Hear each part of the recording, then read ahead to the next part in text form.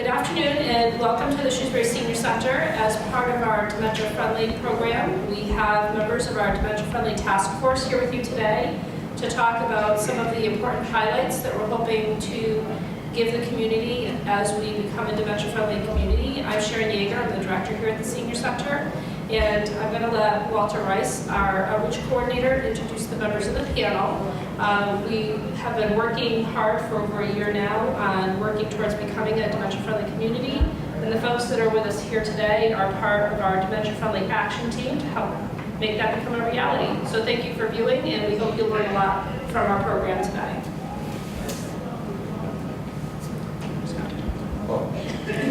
Hi, I'm Walter Rice, the outreach coordinator, and I wish to introduce you to the panel that we have here today. The first person I see is Debbie Foley from Elder Services of Worcester.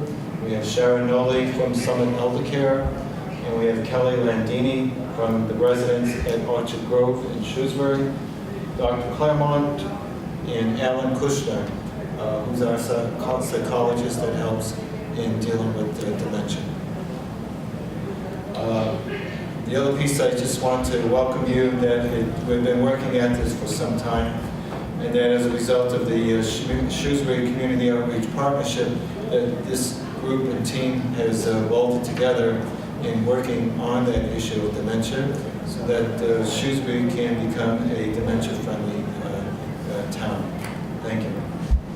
So I think for starters, we were going to actually bring it over to Kelly Landini. She has some great slides we're going to refer to help us understand what are the signs of dementia. There's a lot of questions, stereotypes out there as far as what people think dementia is or isn't. So Kelly's got some great information to help educate us on what it's all about and what the signs are for people to be aware of.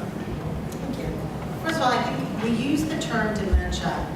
It's really a very broad term.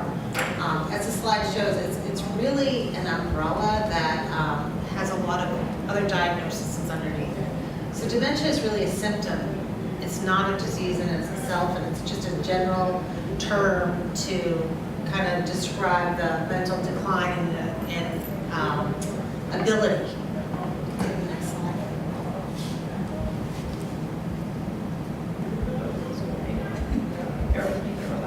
Okay. There you go. So, again, dementia being a broad term, but underneath dementia, a real diagnosis is not dementia. A real diagnosis would be what type of dementia. Is it Alzheimer's? Is it Lewy body? Frontal temporal, PICS, vascular dementia. There's over 100 different types of dementia, and it really is important to get a diagnosis. It's never just a dementia diagnosis. It's something more specific, and the more specific you can get, the better people are able to obtain treatment. Or families are better to understand how to engage with their loved ones and understand behaviors and when to expect behaviors. So really the diagnosis part is quite important. Can you go to the next slide, please? So how do you even know if it's dementia? Because sometimes things like UTIs and dehydration and things like that can kind of present as dementia, has some of the things, but those are reversibles. You can be hydrated, you can clear a UTI, those are things that will go back. Dementia is not reversible. And there, right now, could be people living in the community that actually have some type of, some type of dementia, such as Alzheimer's, but they're living successfully within the community.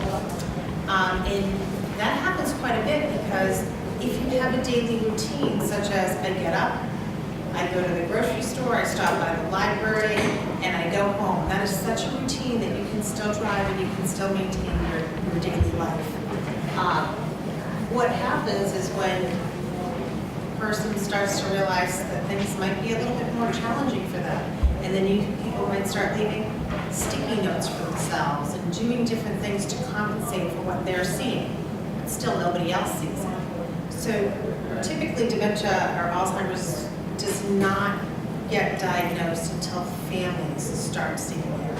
when families notice a difference, when their loved one goes out and doesn't know how to get home, and it's a place that they've driven before, or they don't want to drive because they don't want to go to that place because they don't remember how to get there, or they sent them out to the store to get milk and they came back and they went to the library, like different things. It's when the family notices. So when should you be concerned that your loved one might have some signs of dementia? It's when the memory loss really starts to disrupt your daily life. So we all do things like we forget where we leave our keys, we forget where we put our glasses. That's not dementia or Alzheimer's. It's when it really disrupts your daily life, when problem solving becomes a problem, when your judgment is off, when you can no longer complete difficult tasks or tasks that you used to be able to do, and you can't rationalize anymore. These are all some symptoms, and that's when the family really needs to get involved and help them seek help so they can get the right treatment and the right diagnosis. Maybe Dr. Claremont and Deb, you may want to talk a little bit more about, okay, now we know something's going on. Now we know it's dementia. But what type of dementia? And where do you go? And how do you get that treatment? Or that diagnosis, I should say.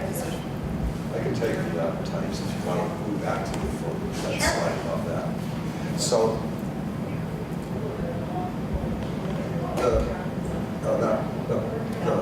that one's great, yeah. So, Alzheimer's disease is the most common type of dementia. 60 to 80% of people with dementia will have Alzheimer's disease.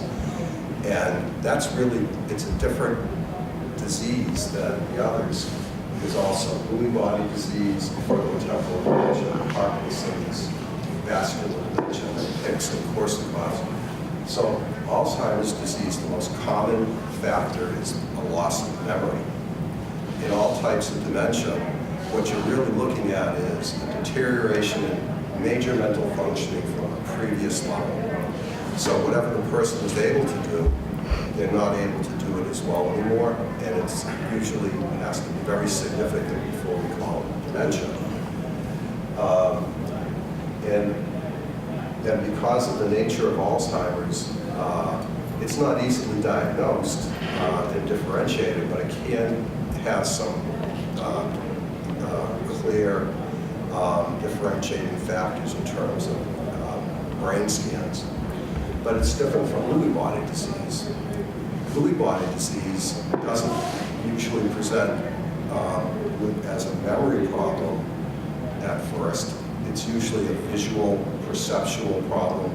People will have hallucinations, not hallucinations that a psychotic person would have, but they'd be more illusions. They'll see things that are things that actually, that could be images of real things, but they're in the wrong places and being triggered by things in the environment. For instance, they may see the pattern of a carpet and think that there's a dog there, and they try to step over the dog. They think they see. That's often followed by a motor component where they have similar problems to somebody with Parkinson's. Parkinson's disease is a motor disease, and sometimes it progresses to dementia, but it's always a motor disease first. You don't see the cognitive part of it at first. And a person can go 10, 20, 30 years with Parkinson's disease before they have a cognitive decline. Vascular dementia is a whole different thing. It's only a dementia in the sense that a person's functional ability decreases, but it's a stepwise decline. That's because they have a lot of mini strokes. And people who are prone to cardiovascular and cerebrovascular disease, like people with high blood pressure that's uncorrected, high cholesterol, diabetes, are more prone to get vascular dementia, and they can, it doesn't decline in a steady rate. It's more like a step going down. Hicks and Korsakoffs are a lot more rare. Frontotemporal dementia, the first thing that people usually notice are changes in behavior, and inhibition or loss of motivation. They start saying things that they didn't say before, or doing things that they didn't do before that are conflicting with social norms. And so it's the personality that changes first. So those are the different types. And no one symptom means you have dementia. Somebody could have memory problems, and their memory could be declining for a number of reasons. As we age, our memory skills go down, not significantly. And as we age, the speed at which we think and able to pull up words and names also decreases. But it's when you have a whole cluster of these that are significant, and as Kelly was saying, when they interfere with functioning, that's when you get a clinical diagnosis. So I think Dr. Claremont's going to talk about the diagnosis. Yeah, I think a lot of people get confused. Usually when there's a disease that really we don't understand very well, cannot treat very well, you get a lot more writing about it. And that's why there's so many stages, so many different papers about it. I don't know anything about it. That's the problem. I'll always refer back to an old philosopher by the name of René Descartes. He said, "I think, therefore I am." Now that's a very simple statement. Books have been written about that one statement. White papers have been written about that one statement. Why? What's so big about thinking? You hear the term cognitive. Very few people can really tell you what is this cognitive stuff. Cognitive is basically thinking. It's how you acquire knowledge. We acquire knowledge from our vision, our hearing, our experience. Then you process it, put it into memory. Then you can go focus on that memory and bring it back. It's called recall. The people who have dementia, basically, don't think the way we think. They have difficulty connecting all of those things in their memory. They can't recall them, especially recent things. So that's basically what it is. I think, therefore I am. That's the way I always look at cognitive difficulties. So at any rate, even recently, I think just last week, there was a conference, and they defined another form of dementia. It's called late. Why do they call it late? Because there's a specific protein that was involved with this. It's the same protein that caused ADL, Lou Gehrig's disease. But at any rate, they added that to the basic four that we always knew before, and it basically uses a lot of the frontal temporal diseases. So I think that people will notice first the memory loss. That's always the very first thing people notice. But that's because it's very obvious. The thinking part, you got to look at it a little more. Now you got to run the testing. And the basic testing that is done usually in the office is a very simple test. Very simple. Draw a clock. Put the numbers on the clock, and then you give them a specific time. You tell them 3 different words, and then come back. What were those 3 words? Surprising that a lot of people will not remember those words. So simple things like that. That's what our mini mental examination does. So I think that it is important to get a diagnosis. If you do have vascular dementia, for example, usually your blood pressure is too high. That's what happened to my sister. Blood pressure, she never paid any attention to it. That's because she was a caretaker. She took care of my mother. Ignored herself. And so she had a problem then with herself, with dementia. And lo and behold, it was because of the high blood pressure with little infarcts in her brain that finally involved that section of the brain that involves memory and learning. And that's what happened. So that's why it is important to make the diagnosis and to understand a little bit about cognitive. Always remember, cognitive thinking. I think, therefore I am. And I think one thing important to note is we're talking a lot about what people forget, that the memories fade. And often when you think, when you notice is people don't remember what they ate 5 minutes ago, right? But they remember details from their childhood. And this specific with Alzheimer's is what I'm referring to right now. So they often will kind of slip back in time and think that that's where they are. And sometimes people that wander will try to be looking for their childhood home. So the most recent memories fade, but the feelings stay the same. So, and I think that's really something important to understand. So even though your loved one may not remember why they're mad, and they know something happened, and they know that that person caused it to happen. So when I see my mother, who has Alzheimer's, who doesn't always know who I am, she may not know who I am that day, but the moment she sees me, she smiles, she's happy to see me, she will go with me, she will trust me. She knows that when she sees my face that I am a safe, happy person that she cares about, but may not be able to make the connection that I'm her daughter. And of course, she's more advanced, but I think it's important that people with Alzheimer's, they still feel they're still just like the rest of us, and they deserve the same treatment and dignity, and that's kind of what this is all about. And this is a good segment for Jill. Yeah, I think to your point, it's also that they may not recognize that they have this memory loss problem. Getting a diagnosis, many families say, well, why bother? But it's really important for a number of reasons. Even if there is no cure, there are some medications that could possibly help slow down the progression of the disease so that it allows the person more time, in a healthier way.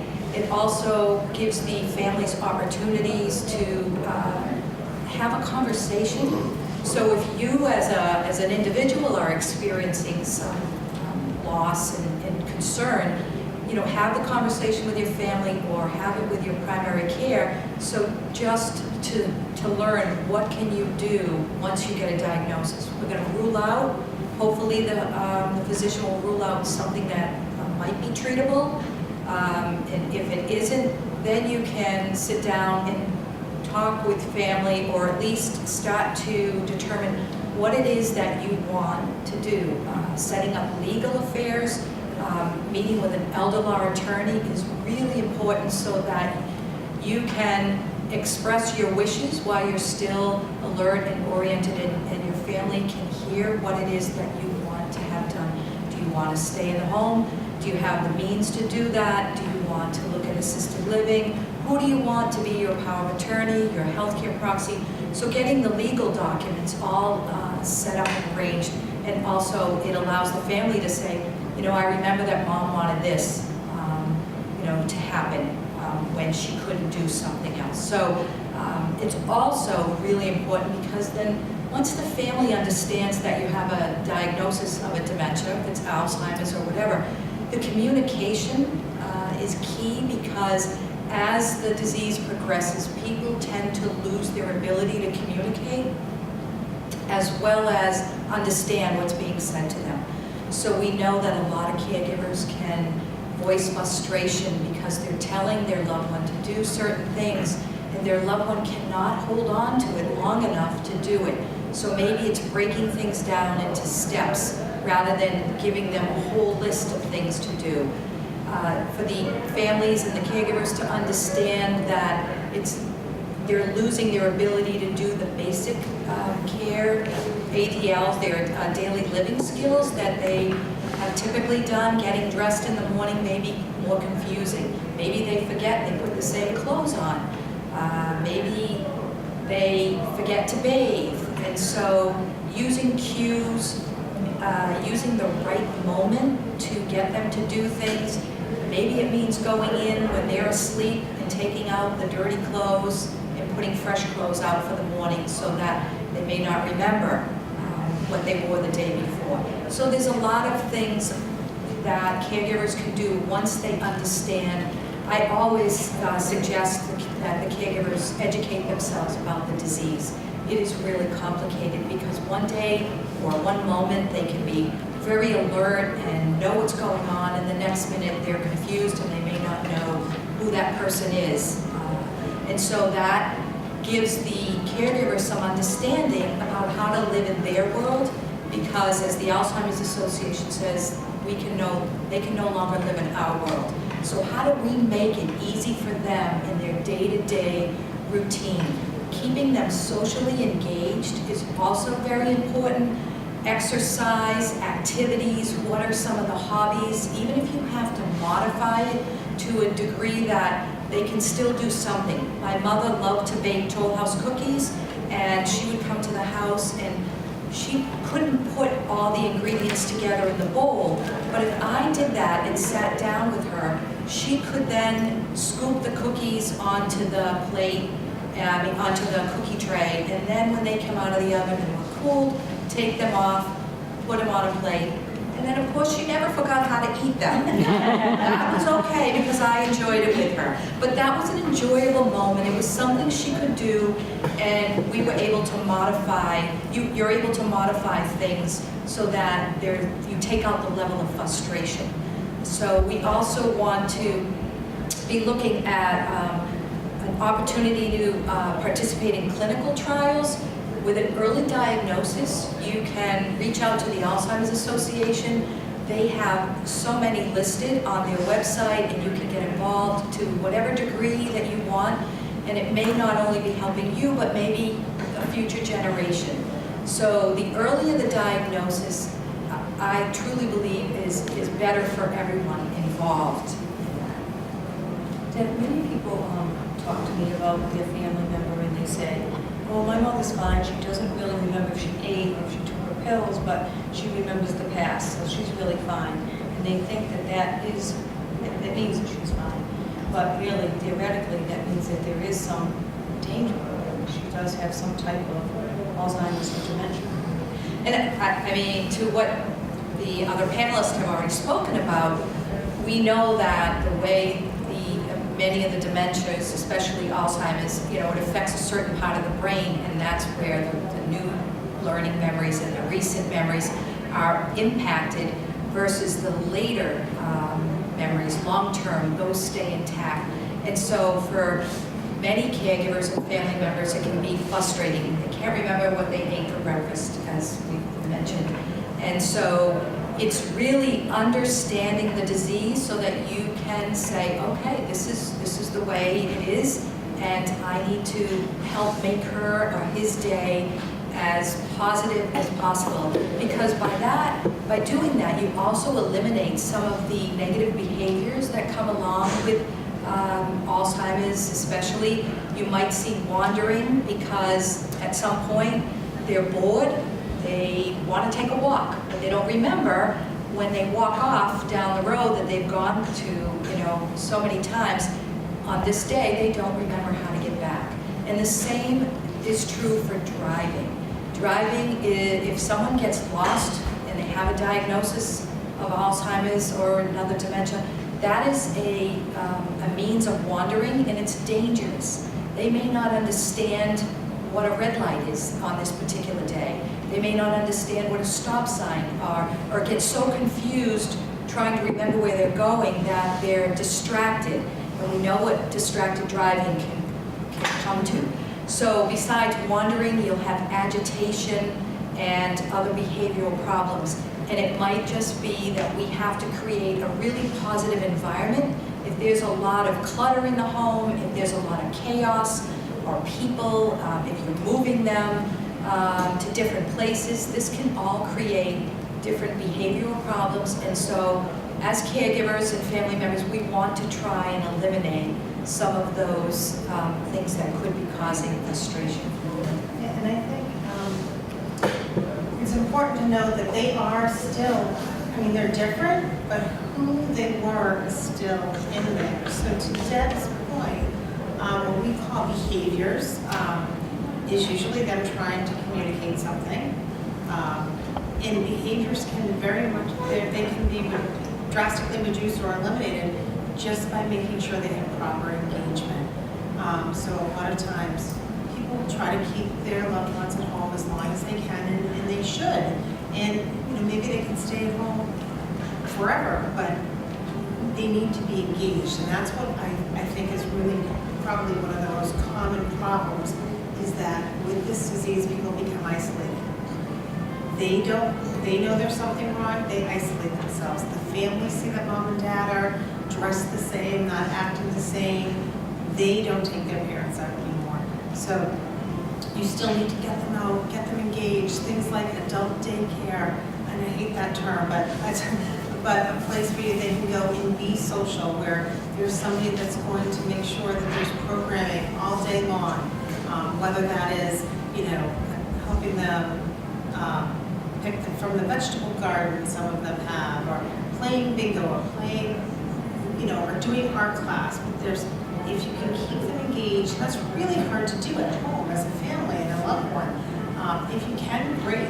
But if you can't, there's a lot of resources out there that can give you advice on where to go to help. Memory cafes, those are all over the place now. I think we have We have two memory cafes here, one here at the Senior Center, one at the library, and their whole focus is to bring family and the individual with the issue for eating, celebrating, singing, music, and so on. And the other aspect that we're doing here at the Senior Center too is having a dementia caregiver support group and helping to support the family members who have to care and do the 24-hour, service for them, and to see that they're not alone, and hear where others are, and also to possibly get other options and referrals for other services as well. Now, Sharon, I know you represent a unique program with PACE and through Summit. Yeah. Do you want to just touch on that real quick? Yes, we How talked that a little bit about socialization and adult day health. The Summit Elder Care Program is a PACE program, and the PACE stands for Program of All-Inclusive Care for the Elderly. And the two closest locations, we're building one on Grove Street, and it should be open in the fall. And then we also have one on Grafton Street. We also are in Webster, Springfield, Lowell, and also Leominster. But what it is, this program of all-inclusive care for the elderly is insurance, and it pays for hearing aids and eyeglasses, dentures, dental, prescriptions. It also is adult day health, and of course, it's health and home. So at the adult day health, we talked a little bit about, getting someone out, and socialization and exercising. We're able to do that right there. And they don't have to have dementia or Alzheimer's. They can have a situation where they just need more help with activities of daily living. But we have many people who do have dementia. There is actually two sections of the adult day health. One section is for people who have more severe dementia, and the other section is really for people who are really more beginning to mid-stage dementia, and also maybe have more physical problems. But at the adult day health, they're able to see their geriatrician, which is nice. They're able to also have rehab, and it's not if they've fallen, but it is just if they need help with their arms or legs, or really to be able to keep themselves more independent.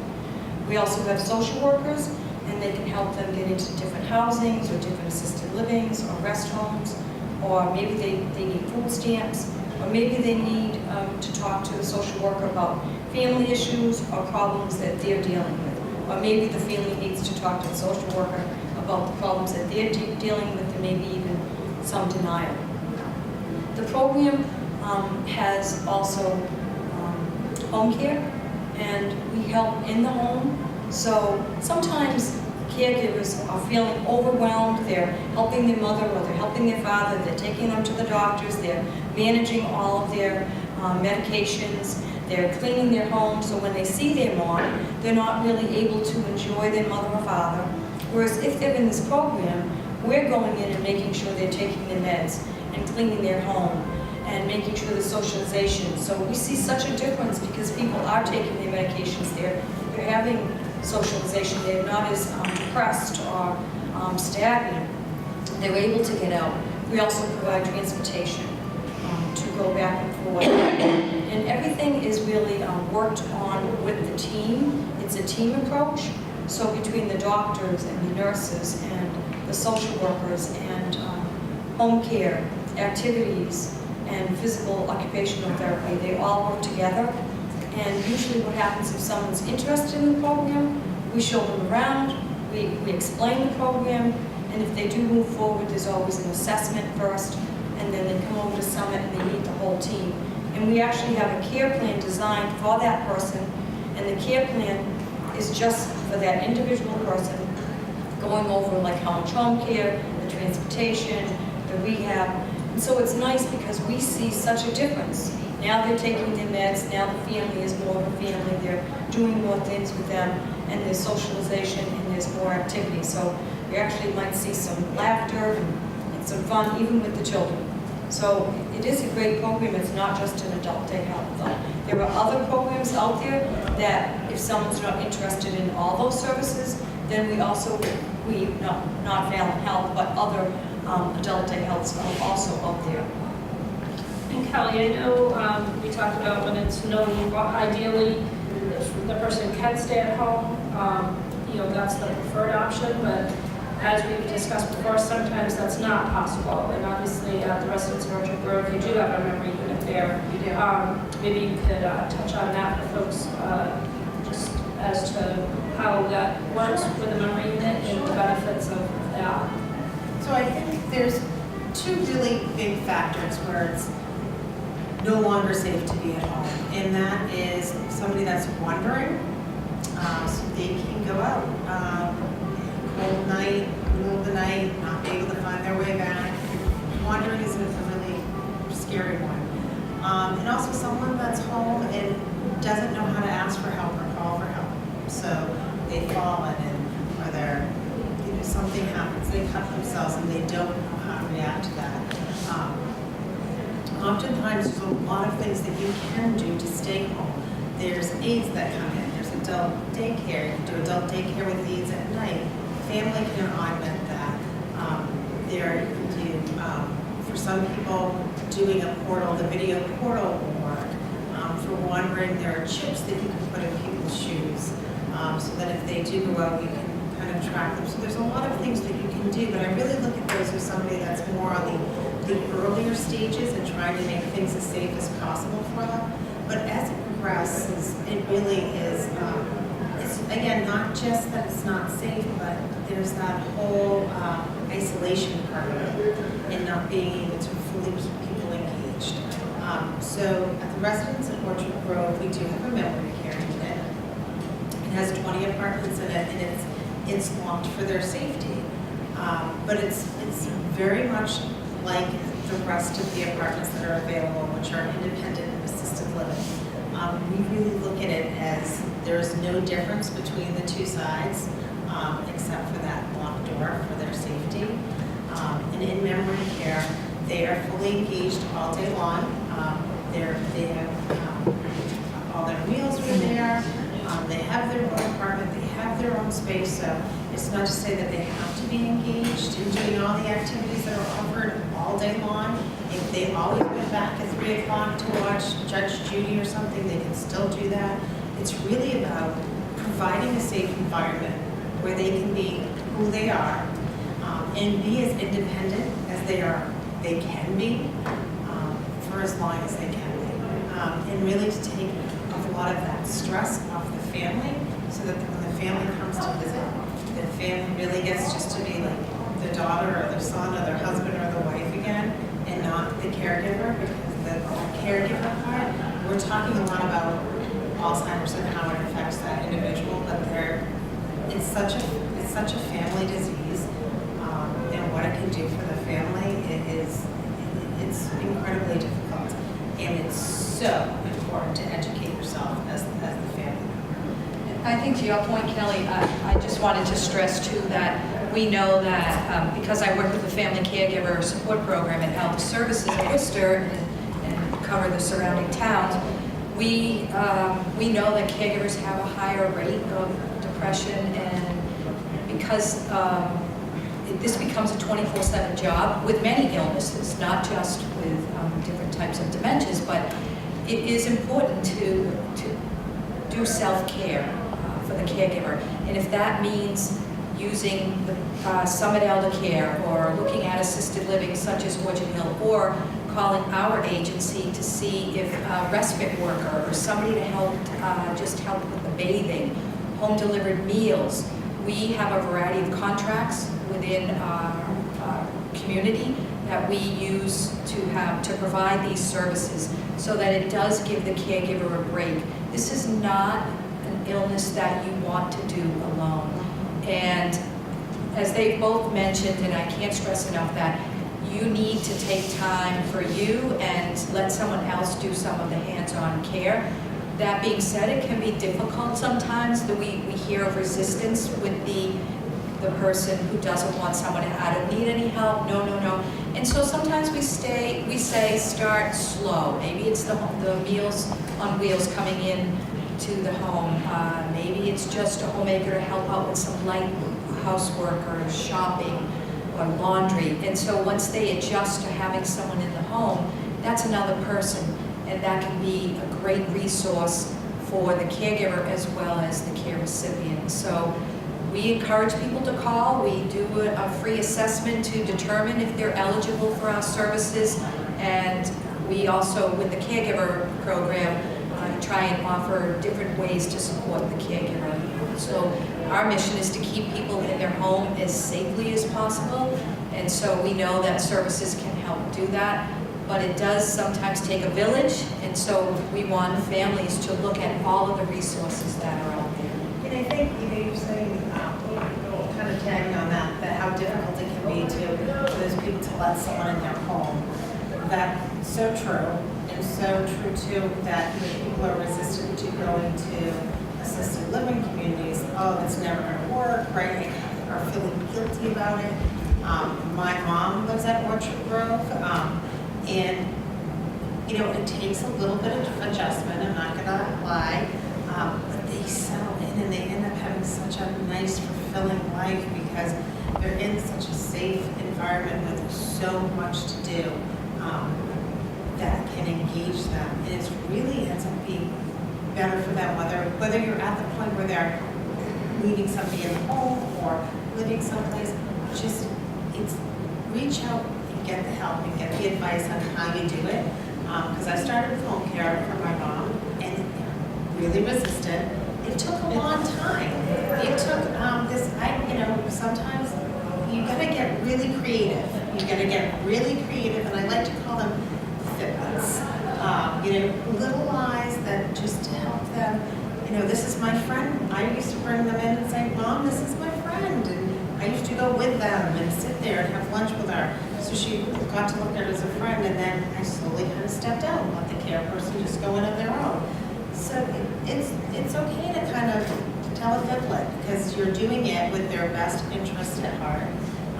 And it's basically a really nice way to get them comfortable with what you're doing for them. We do the fiblets too, and sometimes family members tell their loved one that they're going to work. So some people think that they're going to work, or they're, and we have them involved so that they are helping us in the kitchen, maybe setting the table. Yeah. Sometimes you let a resident put on a chef coat and go into the kitchen and do some things. We do that all the kids. Again, and even when we talk about making the town dementia friendly, what we're all really talking about is letting people living with dementia or Alzheimer's, they can have a purposeful life. Giving them a purposeful and meaningful life for as long as they can. Dignity. Right, that's dignity, right? And finding a way to create an environment in our town where, as a loved one, you can take your mom out to dinner, who may look a little different, not, might be wearing her flannel shirt with her striped pants or whatever. I think that's it. And being able to go to a restaurant that understands that that person needs maybe a quiet table, a little bit set away, having a wait staff that can, wait on them and know how to engage with them. And it can be, a pleasant time for both the caregiver and the loved one. And that all is going to happen the more we talk about it and educate ourselves.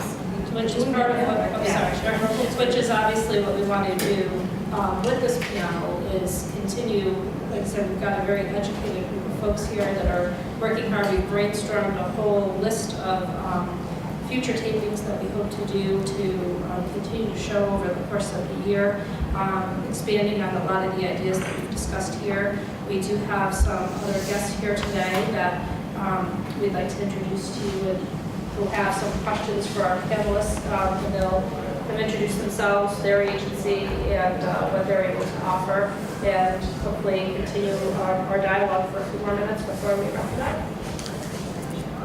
I'm Christine. I am the Executive Director of Shrewsbury Youth and Family Services, and thank you all so much for this really important information that you shared with the community. I have a question regarding spirituality and whether or not that can be helpful.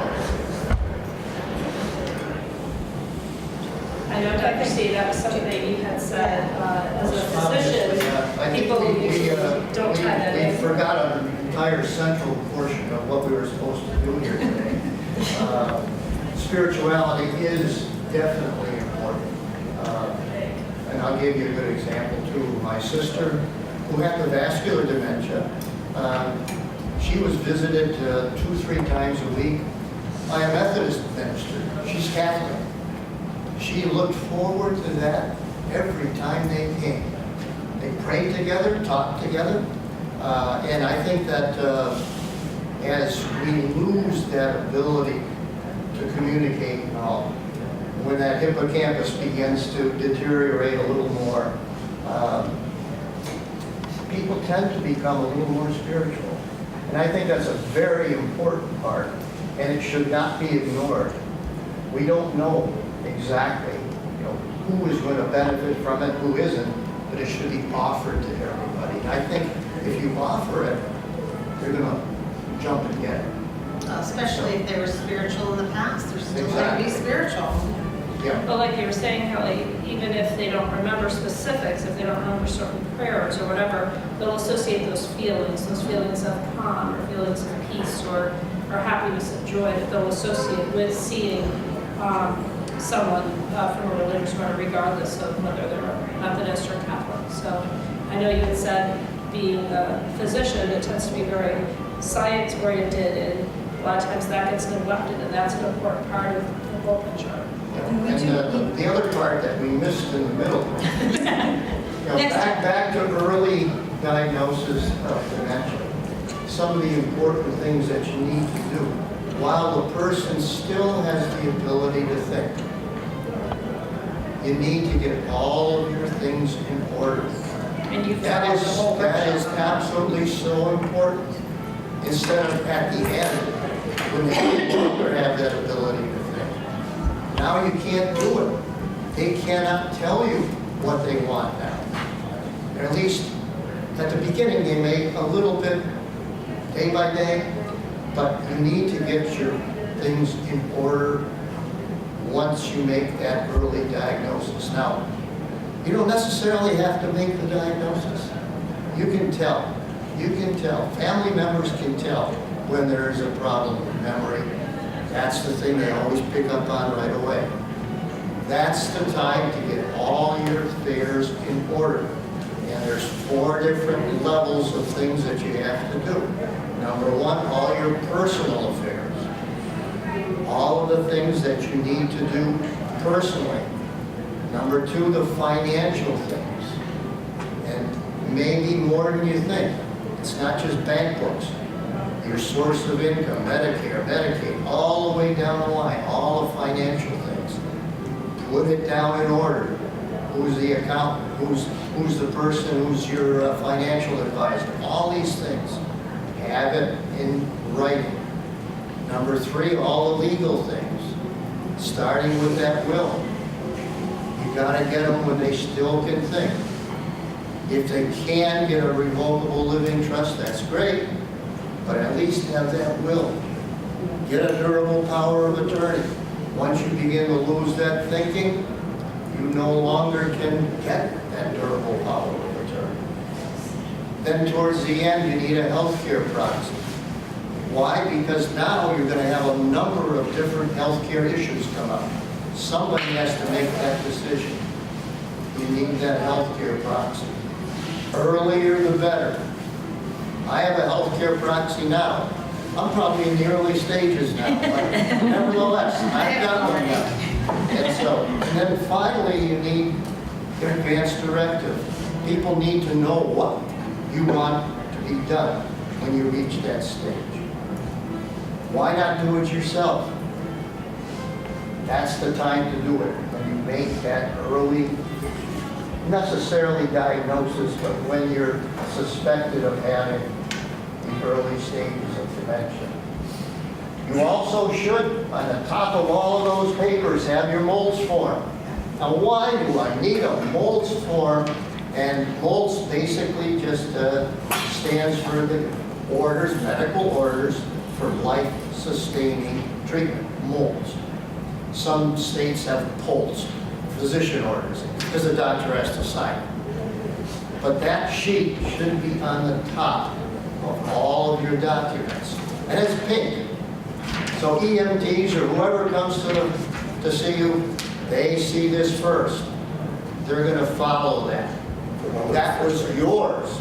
On the refrigerator. On the refrigerator, whatever. That's the best place to put it.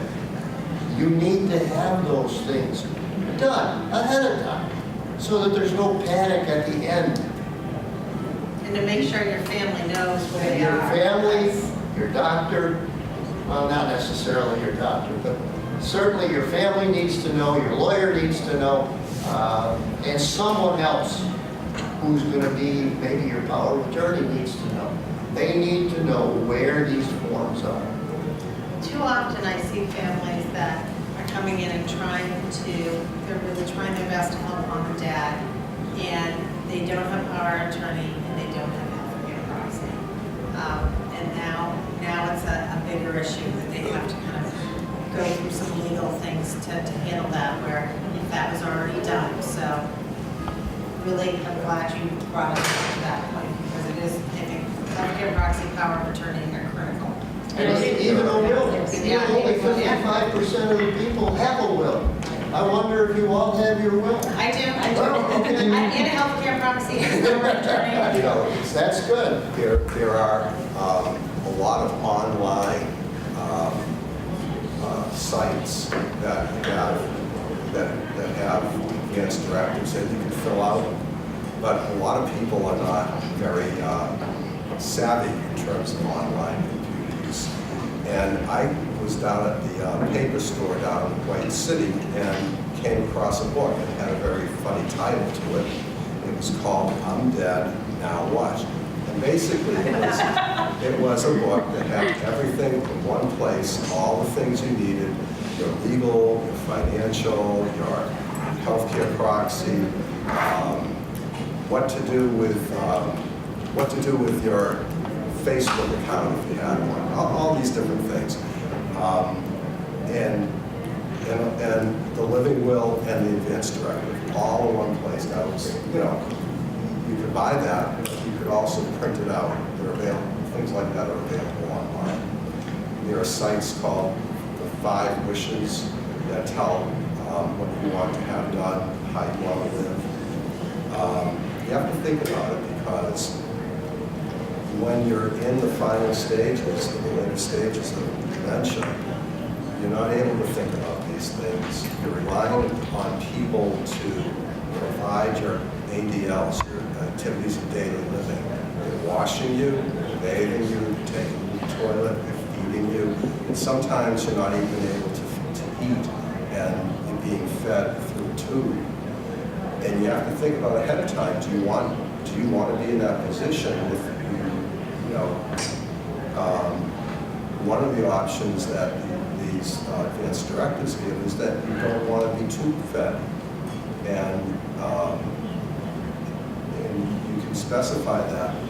And if you have an advance directive, you're not relying on somebody else to make that decision later, who doesn't know you, who may not understand what your past is, who may not understand what your values are. I like that title. I think folks had kind of prioritized that as a future show that we should be doing, and not to have it be so doom and gloom and try to approach it with a little bit of humor. So maybe that we'll have to tell people to keep their eyes up for a future taping called "I'm Dead Now What." I think Vivian also had wanted to introduce her, and I think you had a question too, Vivian, before we wrap up. Yes, I'm Vivian Dewis from Elder Services of Worcester, the Information Referral Department. We receive calls from the community, anywhere people looking for resources and services. So my question to the panel is, you all presented terrific information here today. If I want to know more about dementia-friendly Shrewsbury or this topic, who's my contact? Is it Walter? I guess it would be me, Kelly. I'm the outreach coordinator and social worker for the town of Shrewsbury. And I'm here Tuesday, Wednesday, and Friday from 8 to 2. And you can call me, set up an appointment, just to sit down to talk as to what the options are, who are the people that you can get connected with, or if you just need to just talk and to share, because it is a hard and difficult topic to talk about, and you need emotional support. That's what I'm here for, so yes. And as well, for how we're making the town dementia friendly is not only discussion panels like this, but also education and outreach that we're doing. So myself and the team at the residents of Orchard Grove is training businesses and the community on how to be dementia friendly, which is basically understanding the warning signs, understanding the behaviors, and how do you approach and interact and communicate with people that have dementia. So we have already trained the police department, the fire department. We wanted to really start with the first responders and give them, because they're often the ones, right, they're getting those phone calls that somebody has wandered, and now they're tasked with how do I get this person that doesn't know me. It's scary. I'm showing up with a cruiser with lights and radios going, and people with dementia are highly sensitive to all that surrounding noise. How do I get them to trust me and get in the car? So we're giving them tips, but we're also going beyond that, and we're going to be offering it to the banks, to the restaurants, to the town offices, to any of the local businesses who want to approach the school, and through everybody understanding the disease and knowing how to approach. And, you know, we talk about it as dementia more and kind of more Alzheimer's related because it's the most, common form of dementia. But I really think all of this translates to just the, people that are maybe hearing impaired or vision impaired and mental illness and autism, because some of the same approaches all apply. So it's really how to create a community where we are proceeding with kindness and no judgment.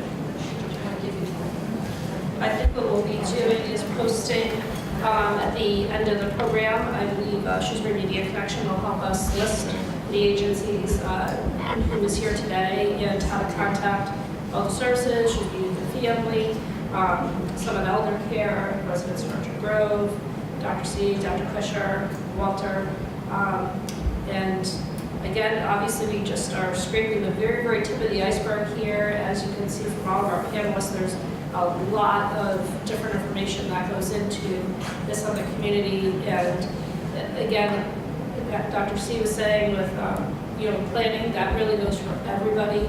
As Kelly said, if some of these things are just being more inclusive, how we can include everybody in the community regardless of their cognitive or what disabilities they might have. So we hope you'll be joining us for our future tapings and that you'll reach out to us if we can be of assistance. And we thank you for tuning in and for viewing, and we hope you'll be seeing us for the next taping. And I thank our panelists and everyone who participated in this today.